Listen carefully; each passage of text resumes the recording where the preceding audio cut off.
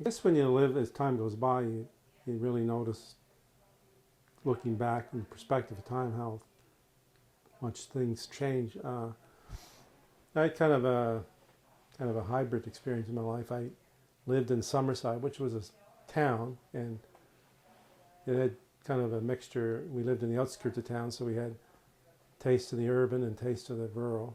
Went to an urban school, but in the summertime, from grade 1 on, I would I always loved nature and animals and that. And I went down to my uncle's farm. He had a son and 3 daughters, they're my age, and I'd go down there. I loved to go down there because I liked being around the cattle and the plants and everything.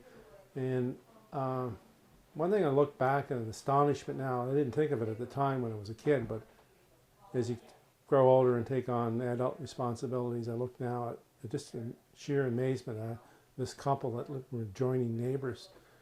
There was a couple, their names were Herbie and Flory McKenzie, and they at that time would probably be 65 to 70. They lived in a farmhouse without any running water, without any electricity, and they had an autistic son with Tourette's syndrome. Because at the time I didn't know what it was, I just knew he was really different. Yeah. And now I know, like, he couldn't speak, he required a lot of attention, was not toilet trained. They looked after him without any help in a house without electricity or running water. They lived on a little subsistence farm. They had 4 cows, a few pigs, and some chickens.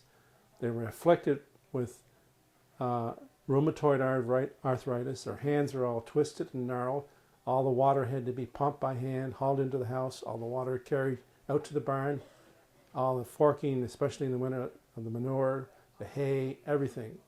Really work that would be taxing enough to a young, strong man. They, at their age, with arthritis, they walked with a limp, their hands were all gnarled.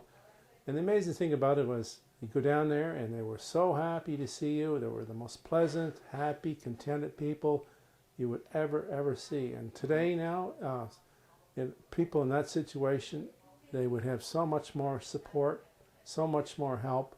And if they weren't getting it, they'd be on CBC crying the blues, demanding more care. And yet they were so self-content and so independent, and just to have to deal with everything they dealt with. And I'm just astonished now to think of what they went through and the hardship, and yet how they stoically and pleasantly endured it all. And I'm amazed now. I didn't realize when you're 9, 10 years old, you don't realize the hardship they were inflicted upon them.